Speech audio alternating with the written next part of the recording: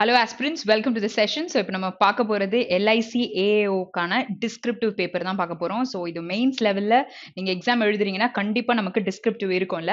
So அது எப்படி வந்து அட்டெண்ட் பண்ணலாம் அப்படின்ற ஐடியாஸ் வந்து உங்களுக்கு இந்த செஷன்ல கண்டிப்பா கிடைக்கும்.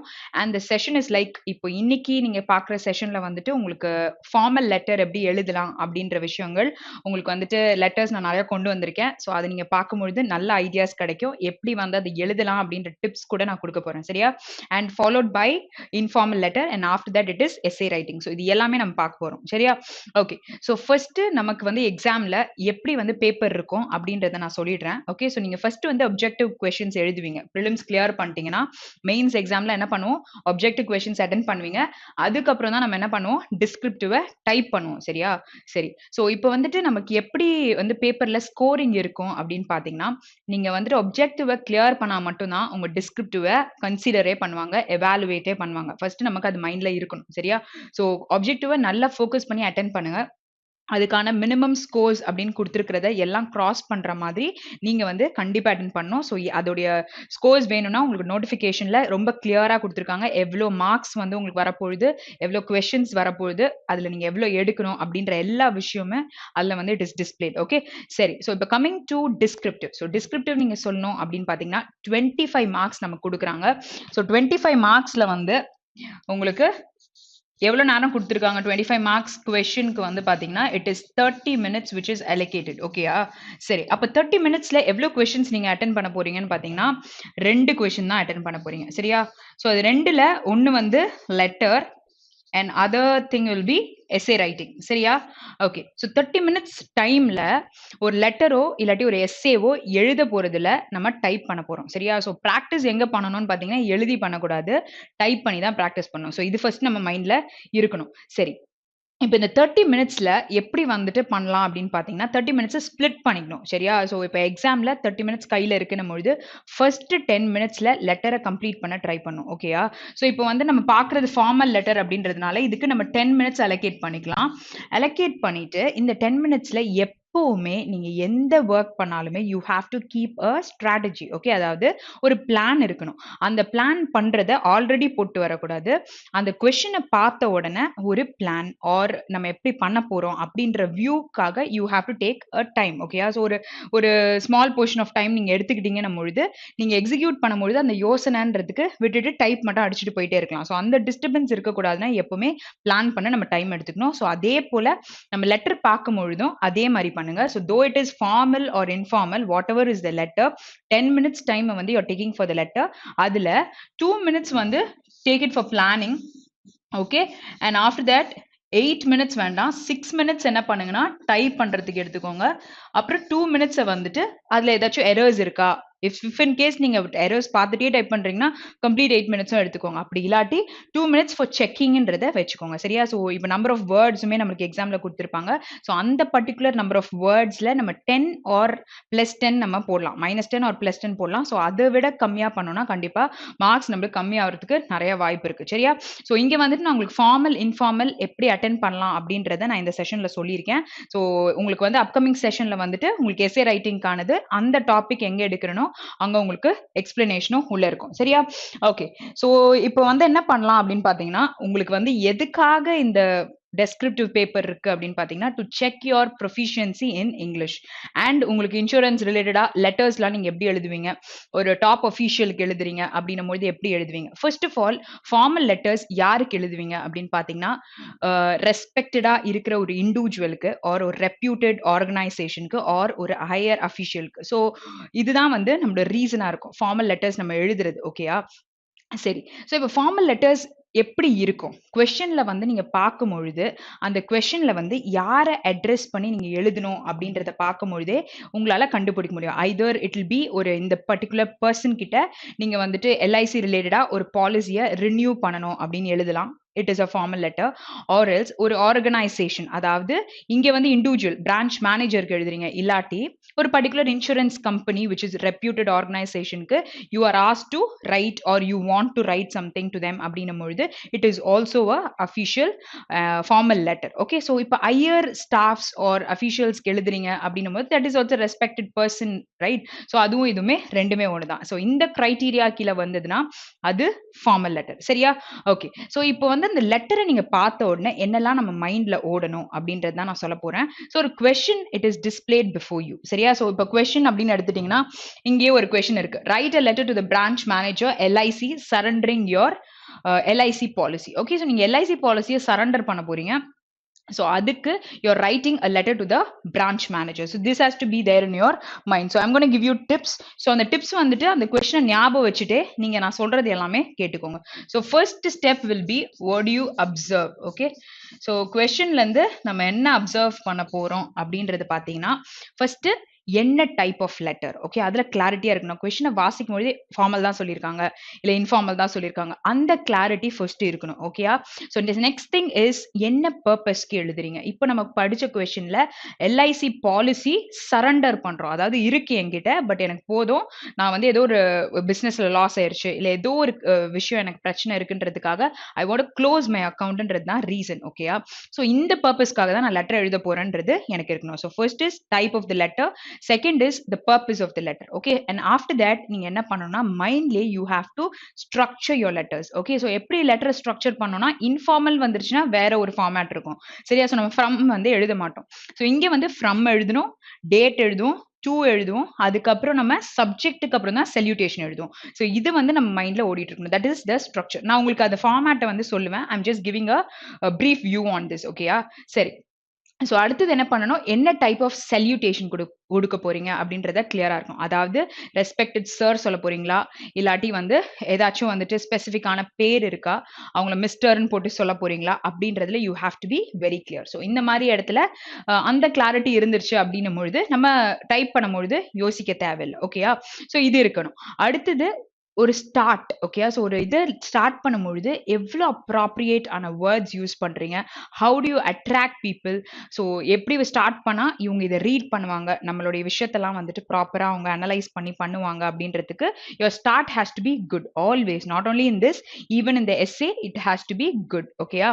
ஓகே, ஸோ அடுத்தது என்னன்னு பார்த்தீங்கன்னா vocabulary words. Okay, which is related to the particular letter. Okay, so இப்போ வந்து இந்த சரண்டரிங் ஆஃப் எல்ஐசி பாலிசினா you have to give your policy numbers, or நீங்க வந்துட்டு ஏதாச்சும் வந்துட்டு சார்ஜஸ் இருந்தா you can claim it from the particular account அப்படின்னு நீங்க சொல்லலாம். இல்லாட்டி வந்து you have to give the reason for that, அதுக்கான வேர்ட்ஸை வெக்காபுலரி வேர்ட்ஸை you have to use it. Okay, so இதெல்லாம் நம்ம மைண்ட்ல ஓடணும்.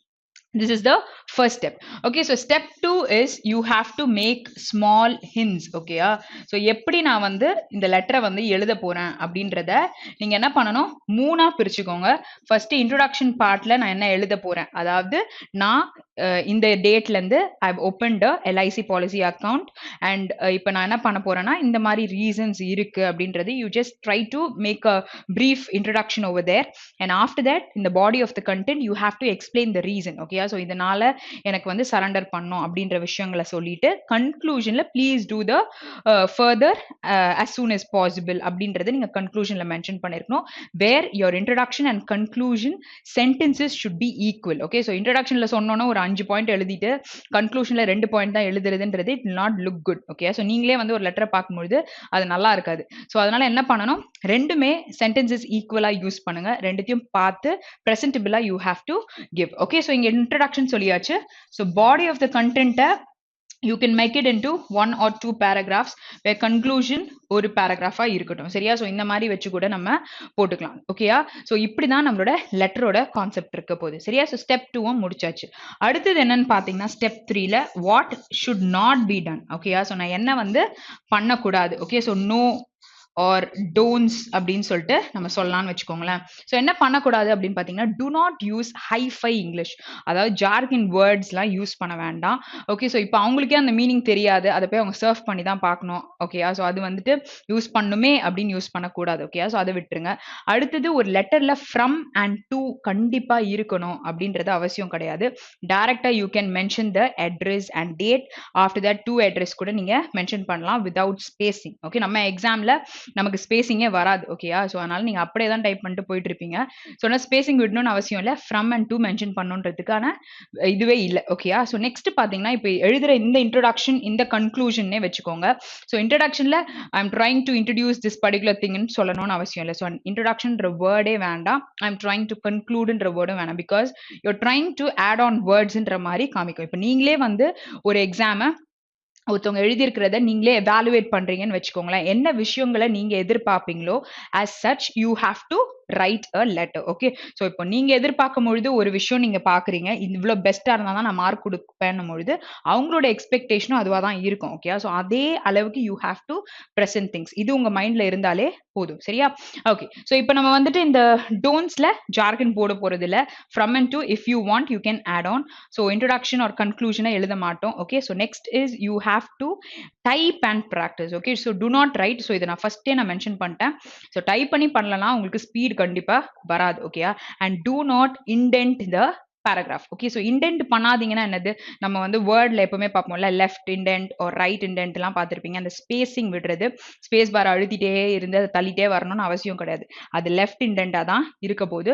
ஸோ அந்த மாற்றத்தை எதுவும் கொண்டு வர வேண்டாம். Okay. Next. So next thing is to not use contraction words. Okay. So formal லெட்டர்ல கான்ட்ராக்ஷன்ஸே இருக்கக்கூடாது. ஸோ கான்ட்ராக்ஷன் அப்படின்னு சொன்னா, இப்போ நான் couldn't நான் சொல்றேன் அப்படின்னும் பொழுது you split these words as could not, right. So இப்போ இந்த மாதிரி could not நீங்க எழுதிடலாம். இந்த மாதிரி couldn't எழுத வேணாம். which shouldn't be there in the formal letters. ஓகேயா. ஸோ இட்ஸ் அப்படின்னு நீங்க சொல்றீங்கன்னா அப்போஸ்ட்ரோஃபி இல்லாம யூஸ் பண்ற இட்ஸ் பொசிஷனை நீங்க சொல்லலாம். ஸோ இட் இஸ் இட்ஸ்ன்னு நீங்க சொல்லக்கூடாது. ஓகே. ஃபார்மல் லெட்டர்ல. அடுத்தது ஃப்ரேசல் வேர்ப்ஸ் எல்லாம் கொஞ்சம் யூஸ் பண்றதை அவாய்ட் பண்ணிக்கணும். அடுத்தது பாத்தீங்கன்னா கொலோக்கியல் லாங்குவேஜ். இப்போ மெசேஜ்ல நம்ம எழுதுவோம்ல, இந்த மாதிரி வந்து பிகாஸ், ஓகே. ஸோ இல்லாட்டி தேங்க்யூ, ஓகே, இந்த மாதிரிலாம் வந்து ஃபார்மல் லெட்டர்ல நம்ம எழுதக்கூடாது. ஸோ அந்த இடத்துல வந்து you have to be very careful. Okay. So நம்ம போற ஃப்ளோல இந்த மாதிரி எதுவும் டைப் பண்ணிடுறோமா அப்படின்ற விஷயங்களை நம்ம எக்ஸாம்ல ரொம்ப கேர்ஃபுல்லா யோசிச்சுட்டே தான் நம்ம பண்ணணும். ஓகேயா. So try to avoid all these words. So colloquial language or message language இருக்க வேண்டாம். அடுத்தது, ஸோ இப்போ கமா யூஸ் பண்றீங்க எங்கேயோ ஒரு இடத்துல, இப்போ ஃப்ரம் பக்கத்துலயோ இல்லாட்டி செல்யூட்டேஷன் பக்கத்துலயோ யூஸ் பண்றீங்கன்னா எல்லா இடத்துலயுமே எங்கெங்க லெட்டருக்கு தேவையோ எல்லா இடத்துலயும் யூஸ் பண்ணணும். அப்படி உங்களுக்கு தெரியல அப்படின்ற பட்சத்துல do not use any punctuation marks. Okay. So அதுக்கு இம்பார்ட்டன்ஸ் கொடுக்க வேண்டாம். ஓகே. சோ தெரியவே இல்லைன்னா எல்லாத்தையும் தூக்கி விட்டுருங்க. நல்லா தெரியும் பொழுது எந்த இடத்துல நீங்க கொடுக்கணுமோ அந்த இடத்துல கரெக்டா கொடுத்துற ட்ரை பண்ணுங்க. சரியா. So this is what you should not do. Okay. So what has to be done. இப்போ நம்ம டோன்ட்ஸ் முடிச்சாச்சு. ஸ்டெப் 4 இஸ் ஸோ டூஸ்ன்னு சொல்லிட்டு நம்ம சொல்லலாம். சரியா. ஸோ நம்ம என்னெல்லாம் பண்ண முடியும். ஃபர்ஸ்ட் திங் இஸ் உங்களுக்கு வந்துட்டு ஆப்ஷன்ஸ்ல இப்போ ஒரு கொஸ்டின், அதாவது லெட்டர் ரைட்டிங்ல 3 ஆப்ஷன்ஸ் உங்களுக்கு கொடுத்துருக்காங்க அப்படின்னும் பொழுது 3 சப்டிவிஷன்ஸா இருக்கும்ல, like A, B and C. So over there you have to mention which subdivision you are writing. Okay. Because நீங்க இப்போ டைப் பண்ணும்பொழுது நீங்க B தான் எழுதுறீங்கன்னா அந்த இடத்துல அந்த பர்டிகுலர் நம்பர், அதாவது 1ன்னு போட்டு Bன்னு போட்டுக்கோங்க.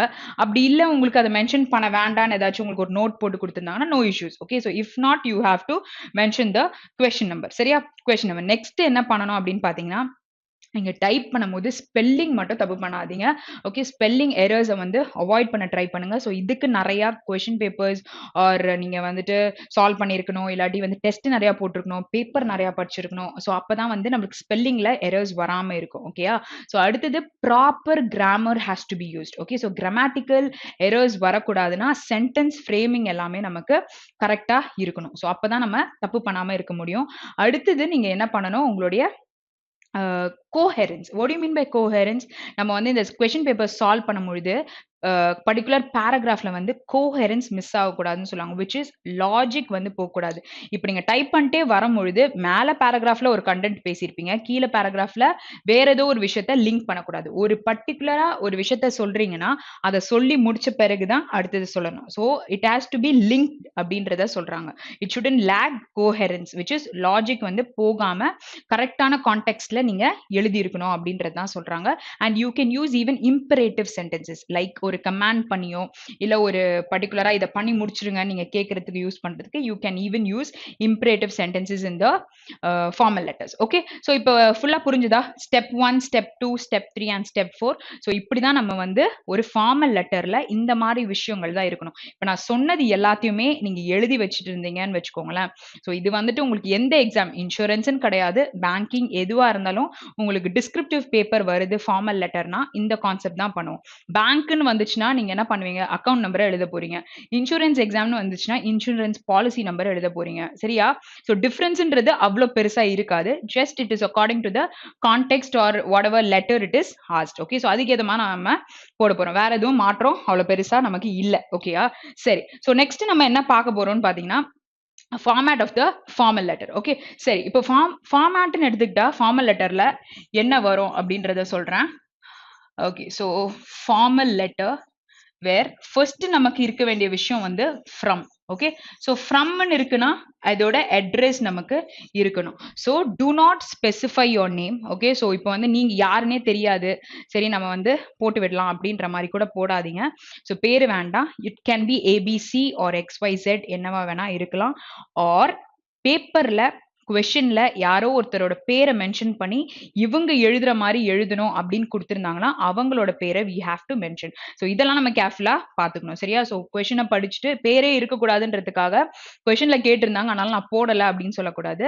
அவங்க எழுதுற மாதிரி எழுதணும் அப்படின்னும் பொழுது டெஃபினட்டா ஃப்ரம் அட்ரஸ்ல you have to mention the person's name and address எதுவும் கொடுத்திருந்தா அந்த அட்ரஸ் தான் நம்ம போடணும். சரியா? ஓகே, ஸோ இந்த ஒரு விஷயத்துல you have to be very alert. Okay, so next thing that you have to write is date. Okay, சரி, so இப்ப date வந்து எப்படி இருக்கணும், இந்த மாதிரி இருக்குமா, like if suppose if it is like 20th January 2023 ன்னு வச்சுக்கோங்களேன். ஸோ இந்த மாதிரி ஒரு லெட்டர்ல நம்ம எழுதுவோமா, இல்லாட்டி வந்து 1/20/23. ஓகே, ஸோ தட் இஸ் இது வந்து மந்த், அப்புறம் இங்க வந்து டேட் கொடுத்துருக்காங்க, அடுத்து வந்து இயர் கொடுத்துருக்காங்களே. ஸோ இந்த கான்செப்ட்ல நம்ம எழுதுவோமா? ஸோ இதுவும் வந்து நம்ம பார்க்கணும். ஓகே, சரி, ஸோ நெக்ஸ்ட் இன்னொரு ஆப்ஷனும் தரேன், March. Okay, so today's date is March 15, 2023, right? Okay, so இந்த கான்செப்ட்ல வந்து இருக்குமா அப்படின்றதையும் நம்ம பார்க்கணும். ஓகே, ஸோ இந்த இடத்துல நம்ம லெட்டர்ல வரும்பொழுது we are not supposed to use this or this. Okay, so you can use only this order. Okay, so இப்போ கமா கூட பார்த்தீங்கன்னா இந்த கமா நம்ம யூஸ் பண்ண மாட்டோம். Just minute. ஓகே, ஸோ இந்த கமா வந்து இங்கே தான் நம்ம போடுவோம். சரியா? புரியுதா? So this is the correct context. Okay, so this is the correct format where இந்த டேட்டை தான் நம்ம அப்ளை பண்ண முடியும். ஸோ இந்த டேட்லாம் நம்ம கண்டிப்பாக போடக்கூடாது. நான் ஏன் எழுதியிருக்கேன் அப்படின்னு பார்த்தீங்கன்னா இப்படி இருந்துச்சுன்னா நீங்கள் போடவே போடாதீங்க. ஓகே, சரி, ஸோ இப்போ மார்ச்ன்றதுனால 15 போட்டு 23 போட்டீங்க. ஸோ டிசம்பர், நவம்பர், அக்டோபர் எல்லாம் பெருசாக இருக்குல்ல. ஸோ அந்த மந்த் எல்லாம் எப்படி எழுதிக்கோங்கன்னு பார்த்தீங்கன்னா DEC ஆர் NOV இல்லாட்டி அக்டோபர்னா OCT. ஸோ இந்த மாதிரி எழுதிட்டு அந்த பர்டிகுலர் டேட்டை நீங்க போட்டு எழுதலாம். So this is how you have to write for date. Okay, so இப்போ ரெண்டு விஷயம் நம்ம தெரிஞ்சுக்கிட்டோம். ஸோ அடுத்தது பார்த்தீங்கன்னா it is to address. Okay, so to யாரு? Okay, don't need to leave any spacing. So எல்லாமே வந்து ஒரே லைன்ல தான் நமக்கு இருக்கணும். ஸோ எதுவுமே வந்து தள்ளி போகணும்னு அவசியம் இல்லை. ஸோ அந்த கார்னர் இருக்குல்ல, அங்கேருந்து ஸ்பேஸ் பார் அழுத்தி நீங்க டைப் பண்ணாதீங்க. Each and every thing has to come below. Okay, so from எழுதுறீங்க, அது கீழே வந்து பேரு எல்லாமே இருக்குன்னா அடுத்த டேட்டுமே கிட்டையே எழுதுங்க. யூ கேனாட் ஆக்சுவலி வந்து உங்களுக்கு ஸ்பேஸ் பார்லாம் இருக்காது. என்டர் கொடுத்தாலும் அடுத்த பிளேஸ் தான் போகும். நீங்க டைப் அடிச்சா மட்டும்தான் அது அடுத்த இடத்துக்கு போகும். இதுதான் நம்மளோட எக்ஸாம்ல மெயின்ஸ் அட்டென்ட் பண்ணிருக்கீங்க, லெட்டர்ஸ்லாம் எழுதிருக்கீங்கன்னா இந்த கான்செப்ட்ல தான் இருக்க போகுது. சரியா? ஸோ அதனால நீங்க அப்படியே டைப் பண்ணிட்டு வாங்க, ஸ்பேஸ் அடிச்சு எல்லாம் தள்ளாதீங்க. சரியா? ஸோ டூன்னு போடும்பொழுது அது கீழேயே இப்போ பிரான்ச் மேனேஜருக்கு தானே எழுதுறாங்க அந்த லெட்டர் படி. ஸோ கீழே த பிரான்ச் மேனேஜர், ஸோ அவர் எந்த ஏரியா அப்படின்னு சொல்லிட்டு மென்ஷன் பண்ணியிருந்தாங்கன்னா அந்த ஏரியாவை you have to mention it below. Or else நீங்க வந்துட்டு யோசிச்சு உங்களுடைய அட்ரஸை கொடுத்துக்கலாம் அப்படின்னும் பொழுது you can put any XYZ or HIJ அந்த மாதிரி ஏதோ ஒன்று போட்டுக்க முடியும் சரியா. ஸோ இப்போ இது முடிச்ச பிறகு என்ன எழுதலாம் அப்படின்னு பார்த்தீங்கன்னா ஐம் ஜஸ்ட் கண்டினியூயிங் ஓகேயா. ஸோ இதை எரேஸ் பண்ணிட்டு நான் பண்ணுறேன். ஓகே ஸோ அடுத்தது பார்த்தீங்கன்னா you have to right your subject. Okay so reason behind. Okay so இந்த லெட்டர் எதுக்கு எழுதுறோம் அப்படின்னு பார்த்தீங்கன்னா நம்ம சரண்டரிங் த எல்ஐசி பாலிசி. ஸோ இதுதான் நம்மளுடைய மெயின் திங்காக இருந்தது. அந்த லெட்டர் நம்ம படிக்கும்பொழுது பிரான்ச் மேனேஜர் கிட்ட நீங்கள் சரண்டர் பண்ணுங்க because you have lot of issues. So அதனால எல்லாம் கெட்ட முடியாது ப்ரீமியம்லாம் அப்படின்னு சொல்லிட்டு நம்ம சொல்றதுக்காக சொல்றோம். So that has to B mentioned here. So இங்கே சரண்டரிங் ஆஃப் எல்ஐசி பாலிசி அப்படின்னு சொல்லிட்டு நீங்க எழுதலாம். ஓகே ஸோ இது எழுதின பிறகு கீழேயே respected sir or dear sir. Okay so சாரா இருக்கலாம் இல்லாட்டி அவங்க மேடமா கூட இருக்கலாம். ஸோ நீங்க என்ன சல்யூட்டேஷன் கொடுக்கணும்னு நினைக்கிறீங்களோ அதை நம்ம மென்ஷன் பண்ணுவோம். Okay so next will be your introduction part and after that body content of the letter which is first paragraph, second paragraph, and after that write the conclusion. Okay so conclusion எழுதுறீங்கன்னா இதுவும் சேமா sentences இருக்கணும். So அதை வந்து பார்த்துக்கோங்க. So அடுத்தது நம்ம என்ன எழுதணும்னு பார்த்தீங்கன்னா காம்ப்ளிமெண்ட்ரி க்ளோஷர். காம்ப்ளிமெண்ட்ரி க்ளோஷர்னா என்னது? நம்ம கடைசியில் yours sincerely, yours faithfully இதெல்லாம் நம்ம சொல்லுவோம்ல. எப்போ yours faithfully நம்ம யூஸ் பண்ணுவோம்னா இந்த பர்டிகுலர் டூ யாருக்கு எழுதுறீங்களோ அந்த பர்சன் உங்களுக்கு தெரியாது அப்படின்னும் பொழுது நம்ம yours faithfully சொல்லுவோம் சரியா. எனக்கு தெரியும் அப்படின்னு சொல்லும் பொழுது yours sincerely நம்ம யூஸ் பண்ணுவோம். ஸோ அதுக்கேற்ற மாதிரி காம்ப்ளிமெண்ட்ரி க்ளோஷர்ஸ் என்ன யூஸ் பண்ணலான்றத யோசிச்சுக்கோங்க சரியா. ஸோ அடுத்தது என்ன வரும் நமக்கு? It is your signature. So எக்ஸாம்ல நம்ம சிக்னேச்சர் போட முடியாது. ஸோ அதுக்கு பதிலாக என்ன பண்ணுவோம்? yours faithfully கீழே ஏபிசி ஆர் என்ன நம்ம ஃப்ரம் அட்ரஸ்ல போட்டோமோ அதே பேரை கீழே போட்டு முடிச்சிருவோம். ஸோ இதுதான் நம்மளோட ஃபார்மல் லெட்டர். ஸோ இப்போ நான் எழுதுனதுல உங்களுக்கு ஒரு ஐடியா கிடைச்சிருக்கும். But I am gonna show you certain examples எப்படி வந்து ஒரு ரெனியூவல் இருக்கும் எல்ஐசி பண்றதுக்கு இல்லாட்டி பைக் இன்சூரன்ஸ் அந்த மாதிரி விஷயங்கள், டிராவல் இன்சூரன்ஸ்க்கு எப்படி லெட்டர்ஸ் எழுதலாம் எல்லாத்துலயும் ஒரு ஐடியா நான் கொடுக்க போறேன். ஸோ இப்போ வந்து நீங்க பாத்தீங்கன்னா கிட்டத்தட்ட ஒரு 5 லெட்டர்ஸ் இருக்கும் சரியா. ஸோ அந்த லெட்டர்ஸ் எல்லாமே ஒன்று ஒன்றா நம்ம இப்போ பார்க்க போறோம் சரியா. So first letter is this one. Okay we have already read it. so இது வந்து நம்ம செக் பண்ணலாம். இப்போ நான் சொன்னேன்ல லெட்டர் பிரான்ச் மேனேஜருக்கு LIC surrendering your LIC policy. Okay சரி. ஸோ இப்போ from address ABC LIC policy holder எங்க XYZ சிட்டில இருக்காங்க அப்படின்னு சொல்லியிருக்காங்க. ஓகே ஸோ இப்போ ஃப்ரம் அட்ரஸ்க்கு அப்புறம் என்ன வரும் நான் சொல்லியிருந்தேன், டேட் வரும் அப்படின்னு சொல்லியிருந்தேன் which is March 15, 2023. ஸோ இப்படி தான் நம்ம எழுதணும். ஸோ இதை நான் சொல்லியிருந்தேன் வேற அந்த மாதிரி டேட்ஸை போடக்கூடாது சரியா. ஸோ அந்த டேட் மந்த் அந்த இயர் போட்டோம்ல அந்த மாதிரி கான்செப்டை யூஸ் பண்ணாதீங்க. அடுத்தது ஸோ அடுத்து என்ன போடணும்? டூ அட்ரஸ் போடணும்னு சொன்னல. டு த பிரான்ச் மேனேஜர் எந்த ஆர்கனைசேஷன் அந்த ரெப்யூட்டட் ஆர்கனைசேஷன் பேரு which is Life Insurance Corporation of India and அதுவுமே அந்த XYZ சிட்டியில தான் இருக்கு அப்படின்னு சொல்லிட்டு கொடுத்துருக்காங்க. ஸோ அதை தான் நம்ம இங்க போட போறோம். அடுத்தது என்ன சொன்னேன் நான்? சப்ஜெக்ட். ஓகே ஸோ நான் இதை அடுத்த பேஜ்ல எழுதியிருந்தேன். So surrendering your LIC policy. Okay so you are a policy holder of the particular organisation where you are surrendering your LIC policy. Okay so followed by salutation. So இங்க வந்து dear sir அப்படின்னு சொல்லிட்டு கொடுத்திருக்காங்க which is also possible in a formal letter. Okay சரி. So இப்போ வந்து we have come to the content. Okay so இப்போ body of the content. So இங்க வந்துட்டு எப்படி இருக்கணும்னு சொன்னேன், introduction இருக்கணும், conclusion இருக்கணும் and even the exact details what has to be there. அதாவது நீங்க எதுக்காக அந்த இதை வந்து சரண்டர் பண்றீங்க, LIC பாலிசியை சரண்டர் பண்றீங்கன்ற மீனிங் இருக்கணும். ஸோ இதை நம்ம படிக்கும் பொழுது கண்டிப்பா உங்களுக்கு ஒரு ஐடியா கிடைக்கும் சரியா. Okay so on January 20th, 2015 okay I had opened a life insurance policy with your branch. okay so இந்த I யாரு? இந்த from addressல எழுதுனவங்க தான். so my LIC policy number is 12345. so don't write any specific numbers. நீங்க already LICல வச்சிருக்கீங்கனாலும் அதையும் எழுத வேண்டாம். just try to give a fancy number. ஏதாவது உங்களுக்கு தோணுது 000 கூட கொடுக்கலாம் சரியா. XXX கூட போட்டுக்கோங்க. and till present date all the premium stands clear for this policy. okay so you're just mentioning இன்னைக்கு வரைக்கும் எல்லாமே நாங்க கரெக்ட்டா கட்டியிருக்கேன். so due to some financial issues at my personal end. okay so ஏதோ பிரச்சனை இருக்கிறதுனால I am compelled to surrender this policy because I will not be able to manage this policy and moreover. so when do you use moreover which is நீங்க ஒரு point சொல்லியிருப்பீங்க அந்த point கூட இன்னொரு விஷயம் அதே பாயிண்ட் மாதிரி சொல்றது. ஓகேயா. ஸோ இப்போ வந்து படம் சரியில்லை மேலும் படம் வந்து ஜோக்ஸும் மொக்கையா இருக்குன்னு சொல்லுவீங்கல்ல. ஸோ அப்போ நம்ம மோர் ஓவர் சொல்லலாம். மோர் ஓவர் ஜோக்ஸுமே மொக்கையா இருக்கு அப்படின்னு சொல்றோம்ல.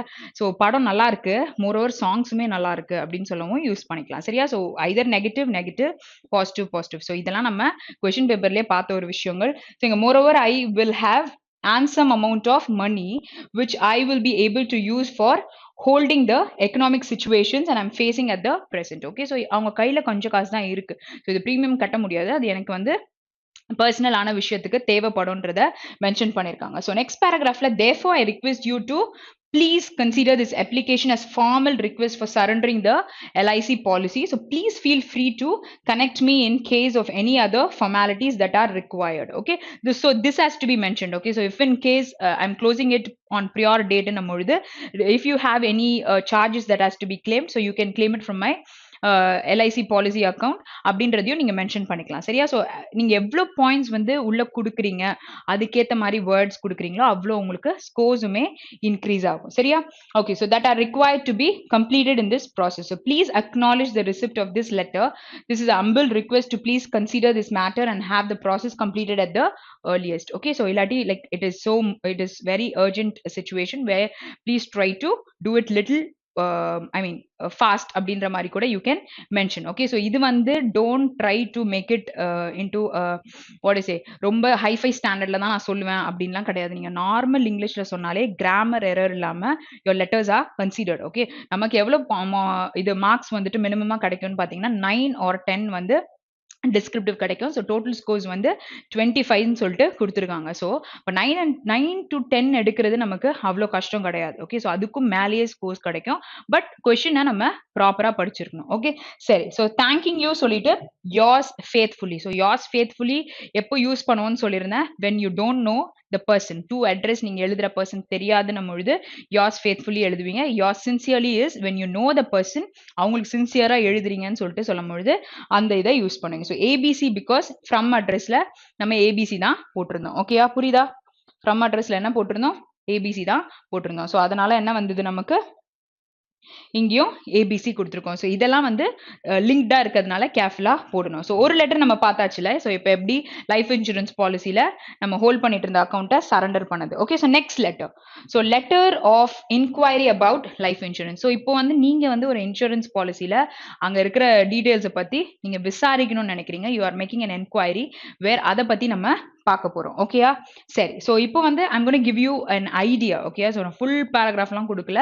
ஸோ இப்போ உள்ள இருக்கிறதுல இந்த லெட்டர் மாதிரி வந்துச்சுன்னா என்னெல்லாம் கேட்கலாம், என்னெல்லாம் கொடுக்க முடியும் அப்படின்றதான் பார்க்க போறோம். ஸோ இங்க ஃப்ரம் அட்ரஸ்ல அதே மாதிரி யாரு XXXYY நீங்க போடுறதுனாலும் ஓகே. அதுக்கப்புறம் டேட் போடணும். அப்புறம் டு அட்ரஸ் போடணும். To the manager ABC insurance company, எந்த கம்பெனினாலும் போட்டுக்கோங்க. நெக்ஸ்ட் அதோட ஏரியாவையும் போட்டுடலாம். அடுத்து என்ன பண்ணணும்? சப்ஜெக்ட் எழுதணும். அண்ட் இந்த லெட்டர்ல என்ன கண்டென்ட் கொடுத்துருக்காங்களோ அப்படியே அதை ப்ரிசைஸ் பண்ணி உங்களுக்கு பிரீஃபா இன்ஃபர்மேஷன் ஆக்கிட்டு இந்த இடத்துல கொண்டு வந்துருங்க. Okay, so enquiry about life insurance. Okay, so அந்த இன்சூரன்ஸ் பத்தி நீங்க தெரிஞ்சுக்கணும்னு நினைக்கிறீங்க. So dear sir or madam, I am interested in taking up a life insurance policy with your company. So could you send a representative over to see me? Okay, so உங்க இதுல வந்து நான் வந்து ஒரு லைஃப் இன்சூரன்ஸ் பாலிசியில ஜாயின் பண்ண போறேன். So உங்களோட representative யாரையாச்சும் என்னை பார்க்கறதுக்கு நீங்க அனுப்புங்க. So please have him or her call me over the telephone before coming. Okay, so வரதுக்கு முன்னாடி கால் பண்ண சொல்லி the person has given the mobile number. So this can be there. எவ்வளோ ஈஸியா இருக்கு. அதாவது நம்ம வந்து ரொம்ப என்ன சொல்றது, ஃபார்மலா ரொம்ப ஹைஃபையாலாம் நம்ம யூஸ் பண்ணல. ஓகே, ஸோ நீங்க வரதுக்கு முன்னாடி சொல்லிட்டு வாங்க, அதுக்கு என்னோட கான்டாக்டை யூஸ் பண்ணிக்கோங்க, அவ்வளவுதான் நமக்கு சொல்லியிருக்காங்க. ஸோ இது வந்து நமக்கு தெரியணும். ஓகேயா? ஸோ நார்மலான ஒரு இங்கிலீஷ் யூஸ் பண்ணி ஃபோன் நம்பர்ஸ் கேட்குறாங்க. ஸோ இந்த மாதிரி கொடுத்துருக்காங்க. ஸோ இதுக்கு வந்து நீங்க அவரோட ஃபோன் நம்பர் இருந்தாலும் எனக்கு கொடுங்க அப்படின்றத கேட்டு கூட நீங்க you can add on points. சரியா? ஸோ இப்படிதான் நம்ம ஒரு லெட்டரை எழுத முடியும். ஸோ இன்ட்ரோடியூஸ் பண்றீங்கன்னு பொழுது உங்களோட லைஃப் இன்சூரன்ஸ் பத்தி நான் நிறைய விஷயங்களை பார்த்திருக்கேன், வேற நிறைய வந்துட்டு பாசிட்டிவிட்டிஸ் வந்து இருக்குன்றதை இன்ட்ரடக்ஷன்ல போட்டுட்டு கூட you can ask someone to come to meet me where இந்த காண்டாக்ட் பண்ணீங்கன்னா like definitely you can reach me அப்படின்றதெல்லாம் you can say. Okay, so இதெல்லாம் வந்து ஒரு ஆடட் திங்ஸ். ஓகே, ஸோ ஒரு கிராட்டிடியூடோட you can complete and you can even start the paragraph where உங்களுக்கு scores வந்துட்டு ஏத்துறதுக்கு ஏற்ற மாதிரி தான் நீங்க போடணும் சரியா. ஸோ இங்கேயும் தேங்கிங் யூ யோர்ஸ் ஃபேத்ஃபுல்லின்னு சொல்லிட்டு முடிக்கலாம் because if you don't know the person. Okay, so மேனேஜர்ன்றது யாருன்னே தெரியாது, ஏன்னா நீங்க ஜாயினே பண்ணல அதனால. Okay, so next letter is what, third letter பார்த்தீங்கன்னா letter of reminder for renewal of policy. Okay, so இது வந்துட்டு நம்ம என்ன பண்ணிருப்போம்னு பார்த்தீங்கன்னா லைக் நிறைய பேர்கிட்ட வந்துட்டு பைக் ஆர் கார் கண்டிப்பா வந்து இருக்கும். ஸோ அந்த கேஸ்ல வந்து நம்ம ரினியூ பண்ணுவோம், சில பாலிசிஸை வந்து நம்ம ரினியூ பண்றோம் அப்படின்னு வச்சுக்கோங்களேன். ஸோ இங்க வந்து நம்மளுக்கு கம்பெனில இருந்து நம்மளுக்கு எப்பவுமே வந்துட்டு ஒரு ஃபோன்ல ஒரு மெசேஜ் அனுப்புவாங்கல்ல. So you have to renew your policy or எங்கே நீங்க வந்துட்டு போட்டிருக்கீங்களோ, இப்போ HDFCல போட்டிருக்கீங்க அப்படின்னும் பொழுது அங்கிருந்து நமக்கு ஒரு மெசேஜ் வரலாம். ஓகேயா, ஸோ அந்த இடத்துல அவங்க ஒரு லெட்டர் உங்களுக்கு அனுப்புறாங்க, ஒரு ஃபார்மல் லெட்டர் அனுப்புறாங்க அப்படின்னும் பொழுது அது எப்படி இருக்கும் அப்படின்றத நம்ம இப்போ பார்க்க போறோம். ஓகே, ஸோ இங்க அதே மாதிரி ஒரு from address and to address since it's a formal letter and date is like it's given. So இதே மாதிரி தான் நம்ம எழுத போறோம். Subject is reminder for renewal of motor insurance. Okay, so அவங்க வந்து நமக்கு கொடுக்குற ஒரு ரிமைண்டரை சொல்லியிருக்காங்க. So dear Mister Lee, we wish to remind you that your motor insurance policy expires on 23 March. Okay, so please let us know whether you would like to renew the policy under the same terms. Okay, so already it is mentioned where நீங்க renew பண்றீங்களா அப்படின்ற விஷயத்தை கேட்டிருக்காங்க. The premium payable is rupees 456.90 if you choose to renew the policy. Okay, so this is very simple, right? So இது வந்துட்டு main content. ஓகேயா, so இதுக்கு முன்னாடி நீங்க என்னெல்லாம் பண்ணியிருக்கலாம் அப்படின்ற மாதிரி பார்த்தீங்கன்னா கம்பெனி கேட்குறாங்க அப்படின்னும் பொழுது நீங்க வந்துட்டு இந்த பர்டிகுலர் இன்சூரன்ஸ் பாலிசியை வந்துட்டு நீங்க இந்த டேட்டுக்குள்ள முடிச்சிருக்கணும். So this is your final date. Okay, so you have only 10 days. Okay, அப்படின்னு நீங்க மென்ஷன் பண்ணி கூட நீங்க போடலாம். ஓகே, ஸோ ஸ்டார்டிங்ல அதுக்கப்புறம் வந்து you can even request the particular person where please do it a little earlier in case of like delays in a பொழுது you'll have charges where sometimes when your policy will be cancelled and you have to start it from the beginning. So அந்த மாதிரி issues கூட உங்களுக்கு இருக்கலாம் அப்படின்றத கூட you can mention in the particular letter. So இது எக்ஸாம்ல நம்ம கேக்குறாங்க அப்படின்னும் பொழுது அந்த கான்டெக்ஸ்ட்லயே நம்மளோட மைண்ட் வந்து போயிட்டு வரணும், அப்பதான் நம்மளால இது கரெக்டா எழுத முடியும். சரியா, ஸோ அந்த மாதிரி யோசிக்கிறதுக்காக தான் இந்த பாயிண்ட்ஸ் எல்லாம் நான் கொண்டு வந்திருக்கேன். ரொம்ப சிம்பிளான கான்செப்ட்ஸ்ல இருக்க லெட்டர்ஸை தெரிஞ்சுக்கோங்க. ஸோ தேட் உங்களுக்கு பெருசா கொஸ்டின் இருந்தாலுமே அதை எப்படி வந்து நீங்க ப்ராப்பரா சிம்பிளா நீங்க அட்ரஸ் பண்ணலாம் அப்படின்ற ஐடியாஸ் நமக்கு கண்டிப்பா கிடைக்கும். ஓகேயா, சரி. ஸோ அடுத்த ஒரு லெட்டர் நம்ம பார்க்க போறோம். So letter refusing loan against insurance policy. Okay, so இப்போ நீங்கள் இன்சூரன்ஸ் பாலிசி வச்சிருக்கீங்கன்றதுக்காக லோன் கேட்குறீங்கன்னு வச்சுக்கோங்க. ஸோ இது கொடுப்பாங்கன்றது உங்களுக்கு கண்டிப்பாக தெரிஞ்சிருக்கும். ஸோ இன்சூரன்ஸ் நீங்கள் போட்டிருக்கீங்கன்னா அங்கேயே நமக்கு லோன்ஸ் கூட சம்டைம்ஸ் கொடுப்பாங்க. பட் உங்களுக்கு அந்த இடத்துல வந்து ரெஃப்யூஸ் பண்ணுறாங்க அப்படின்னும் பொழுது அவங்க உங்களுக்கு ஒரு லெட்டர் எழுதுறாங்கன்னா அது எப்படி எழுதியிருப்பாங்க அப்படின்றது தான் இங்கே சொல்கிறாங்க.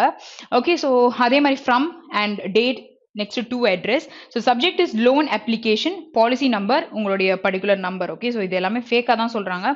Do not give your original numbers. Okay, அது கொடுத்தாலும் தெரியாது, பட் அது போடாம try to ஒரு create a dummy number. Okay, so இது எக்ஸாம்ல நீங்க கேர்ஃபுல்லா பண்ணணும். So we regret to inform you that you are not yet eligible for a loan. Okay, so நீங்க வந்து ஏதாவது கம்மியாக போட்டிருப்பீங்களா இருக்கும் பாலிசி. ஸோ அதனால நீங்கள் வந்து எலிஜிபிள் கிடையாது. So we can consider loans to policy holders whose policies are at least 2 years old. ஓகேயா, ஸோ நீங்கள் உள்ள வந்து பாலிசி ஹோல்டராக இருந்து 2 years அட்லீஸ்ட் ஆயிருந்தா மட்டும்தான் நீங்கள் லோனுக்கு எலிஜிபிளாக இருப்பீங்க அப்படின்றத உங்களுக்கு இன்ஃபார்ம் பண்ணியிருக்காங்க. நீங்கள் வந்து இது கூட ஒரு சில பாயிண்ட்ஸ் கூட நீங்கள் போட்டுக்கலாம். சரியா, ஸோ அதாவது 2 years நீங்கள் வந்துட்டு அவங்க இப்போ company I am writing to individual அப்படின்னும் பொழுது 2 years இருக்கணும் அப்படின்றதும் சொல்லலாம். இல்லாட்டி உங்களோட அமௌண்ட் வந்து கம்மியா இருக்கு, ஸோ இந்த அமௌண்ட்டுக்கு மேல நீங்க எடுத்திருந்தீங்கன்னா மைட் பி நீங்க வந்து லோனுக்கு எலிஜிபிளா இருப்பீங்க அப்படின்னு கூட நீங்க சொல்லிக்கலாம். So try to think little out of the box, அப்பதான் நம்மளால நம்ம என்ன சொல்றது பாயிண்ட்ஸ் நிறைய கேதர் பண்ண முடியும். Okay, so you have been a policy holder for only 4 months. ஓகேயா, ஸோ அதனால உங்களுக்கு எலிஜிபிள் கிடையாதுன்னு சொல்றாங்க. So it is impossible for us to grant you any loan. Okay, so this is what is given, but it is a short information. It's giving an idea about it. You have to create more points. அதாவது ஒரு 5 to 6 points நீங்க கொண்டு வந்தாலே ரெண்டுமே வந்து ஒரே பேராகிராஃப்குள்ள clash ஆகிற மாதிரி எழுதக்கூடாது. Be very keen. ஓகேயா, ஸோ ஒரு பாயிண்ட் எழுதுறீங்கன்னா அதை முடிச்ச பிறகு அடுத்த பாயிண்ட் போங்க. இன்னொன்று சென்டென்ஸை பெருசா அப்படியே போட்டுட்டே போயிட்டு இருக்க வேண்டாம். இப்போ நம்மளே க்ளோஸ் டெஸ்ட் படிக்கிறோம்னு வச்சுக்கோங்களேன், ஃபுல் ஸ்டாப் எங்க இருக்குன்னு தேடிட்டு போயிட்டு இருப்போம், அங்க நமக்கே இரிட்டேட் ஆகும்ல. ஸோ இப்போ அதே மாதிரி நம்ம ஒரு பாயிண்ட்டை ஃப்ரேம் பண்ணும்பொழுது படிக்கிறவங்களுக்கோ இல்லை எவாலுவேட் பண்ணுறவங்களுக்கும் அதே மாதிரி தான் ஆகும். ஓகே, ஸோ அதனால என்ன பண்ணணும், சென்டென்ஸ் எல்லாமே ஷார்ட்டாக இருக்கணும் அண்ட் கன்வேயிங்காக நமக்கு இருக்கணும். ஸோ இது வந்து நம்ம கன்சைஸ் ஸ்டேட்மெண்ட்ஸ் கொடுக்கும்பொழுது இன்ஃபர்மேட்டிவாகவும் இருக்கும், படிக்கிறதுக்கும் நமக்கு ஈஸியாக இருக்கும். ஸோ அதுக்காக தான் இந்த பாயிண்ட்ஸ் எல்லாம் உங்களுக்கு சொல்கிறேன். ஓகே, சரி. ஸோ கடைசியாக 5th லெட்டர் நம்ம பார்க்க போகிறோம். So letter of request for travelling insurance. So ட்ராவல்காகவும் இன்சூரன்ஸஸ் கொடுப்பாங்க. ஸோ இங்கே ஒரு பர்சன் வந்து அந்த மாதிரி கேஸ்க்கு வந்து ஒரு இன்சூரன்ஸ் பாலிசி பற்றி பேசியிருக்காங்க. Where it is claimable if you are travelling outside and ஏதோ ஒரு கேன்சலேஷன் ஆர் ஏதோ ஒரு இல்னஸ் உங்களுக்கு ஆகுது, எல்லா பட்சத்துலையுமே இந்த ட்ராவல் இன்சூரன்ஸ் வந்து இட் இஸ் கிளைமபிள். சரியா? ஸோ அதுக்கு ரிக்வெஸ்ட் பண்ணி ஒரு பர்சன் பேசுறாங்க. ஸோ அதுக்கு லெட்டர் எப்படி இருக்கு அப்படின்னு பார்க்கலாம். ஸோ ஃப்ரம் இருக்கு, டேட் இருக்கு, டு அட்ரஸ் இருக்கு, subject request for travelling insurance, and dear sir or madam, I will be going on a trip to Australia for 2 months on the first week of July this year. Okay, so I like to know if you could provide insurance cover for me while I'm traveling. Okay, so please send a representative to see me anytime during the office hours. Okay, புரியுதா? So அவங்க travel பண்ண போகிறாங்க. So ஒரு representative அனுப்புங்க, வேறு நான் வந்து travel தான் பண்ணுறேன்னு நீங்கள் கன்ஃபார்ம் பண்ணிக்கிறதுக்கு பண்ணிக்கோங்கன்னு சொல்லிட்டாங்க. My intended trip is a business cum pleasure trip and I expect to cover the east coast of Australia. So ஆஸ்திரேலியாவில் இருக்க ஈஸ்ட் கோஸ்ட் தான் நான் கவர் பண்ண போகிறேன். நீங்கள் ஒரு ரெப்ரஸன்டேட்டிவ் அனுப்பி இதெல்லாம் பார்த்துக்கோங்க. ஸோ நான் this is how I'm gonna go and இதெல்லாம் தான் நான் பண்ண போகிறேன்றதெல்லாம் சொல்லியிருக்காங்க. ஸோ இது கூட நீங்கள் இன்னும் பாயிண்ட்ஸ்லாம் நீங்கள் ஆட் ஆன் பண்ணிக்கலாம். ஸோ அஃபிஷியலாக நான் இந்த ஆர்ஸ்ல இங்கெல்லாம் இருப்பேன். ஸோ இதெல்லாம் வந்து main areas that I'm gonna cover. So if you want to meet me you can come over there அப்படின்ற விஷயங்களை கூட யூ கேன் ஆட் ஆன். சரியா? ஸோ டிராவல் இன்சூரன்ஸ்ல இந்த மாதிரி விஷயங்கள்லாம் இருக்குன்றதை நான் கேள்விப்பட்டேன். Where if you like consider all these things, so நீங்கள் எனக்கு கொடுத்தீங்கன்னா இது வந்து எனக்கு ஈஸியாக இருக்கும் அப்படின்ற மாதிரி நீங்கள் மென்ஷன் பண்ணி கூட you can write it. Okay, so கண்டிப்பாக இப்போ இன்சூரன்ஸ் எக்ஸாமில் நமக்கு ஒரு லெட்டர் கொடுத்தா நமக்கு கண்டிப்பாக ஒரு கான்ஃபிடன்ஸ் கிடச்சிருக்கும். ஓகே, ஏன்னா நம்ம வந்து 5 லெட்டர் பார்த்துருக்கோம் இப்போ. ஓகே, ஸோ 5 லெட்டருமே ரொம்ப பேசிக்காக உங்களுக்கு வந்து இன்சூரன்ஸ் பற்றின ஐடியா கிடைக்கணுன்றதுக்காக தான் இந்த மாதிரி லெட்டர்ஸ் கொண்டு வந்தேன். ஸோ நீங்கள் என்ன பண்ணுங்கள், டெய்லியுமே வந்து ஒரு லெட்டர் வந்து டைப் பண்ணுங்கள். ஸோ இங்கேயும் வந்துட்டு ஐவ் கிவன் ஒரு 10 லெட்டர் வந்து கொடுத்துருக்கேன். ஸோ இந்த மாதிரி இருக்கிறத வச்சு கூட நீங்கள் டைப் பண்ணி பார்த்துக்கோங்க. If possible you can take even screenshot of it. Okay, so இத பாத்தீங்கன்னா நமக்கு என்னெல்லாம் நமக்கு வரப்போகுது அப்படின்ற ஐடியாஸ் கூட நமக்கு கிடைக்கும். சரியா? ஸோ அந்த மாதிரி ப்ராக்டிஸ் பண்ணிட்டு அதுக்கப்புறம் என்ன பண்ணணும், லெட்டரை வந்து எழுதி ப்ராக்டிஸ் பண்ணக்கூடாது. You have to type and practice. ஓகேயா? ஸோ இதை நீங்கள் பண்ணாலே உங்களுக்கு ஸ்பீடும் இம்ப்ரூவ் ஆகும். அதுக்கப்புறம் எப்படி வந்து இந்த விஷயத்த வந்து நம்ம அட்ரஸ் பண்ணலாம், இந்த சடனாக ஒரு லெட்டர் நம்ம கைக்கு வரும்பொழுது அது எப்படி எழுதலாம் எல்லாமே நமக்கு தெரியும். As a officer you can do things. Okay, so இப்படி தான் நம்ம ப்ராக்டிஸும் பண்ணணும். ஓகே, ஸோ இன்னொரு செஷனில் நம்ம ஃபார்மல் லெட்டரை பற்றி நல்லா கிளாரிட்டியாக நம்ம தெரிஞ்சிருக்கோம். So next session will be on informal letter. Okay, so try to attend even that. அதுலயும் உங்களுக்கு நல்ல இன்ஃபர்மேட்டிவா செஷனை நான் கொண்டு வருவேன். Okay, so see you guys tomorrow. Have a very great day. Thank you.